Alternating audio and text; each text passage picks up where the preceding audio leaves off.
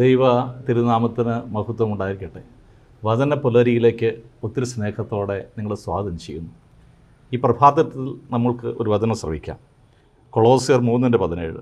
നിങ്ങൾ വാക്കാലോ പ്രവൃത്തിയാലോ എന്തു ചെയ്താലും അതെല്ലാം കർത്താവായ യേശു വഴി പിതാവായ ദൈവത്തിന് കൃതജ്ഞത അർപ്പിച്ചുകൊണ്ട് അവൻ്റെ നാമത്തിൽ ചെയ്യുക.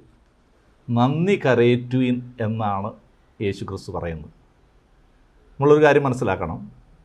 ഈ ലോകത്തിൽ നമ്മൾക്ക് ദൈവം ചെയ്തു തന്ന എല്ലാ കാര്യങ്ങൾക്കും നമ്മൾ നന്ദിയുള്ളവരായിരിക്കണം. മനുഷ്യൻ പോലും പലപ്പോഴും ആഗ്രഹിക്കുന്നതാണ് ഈ കാര്യം.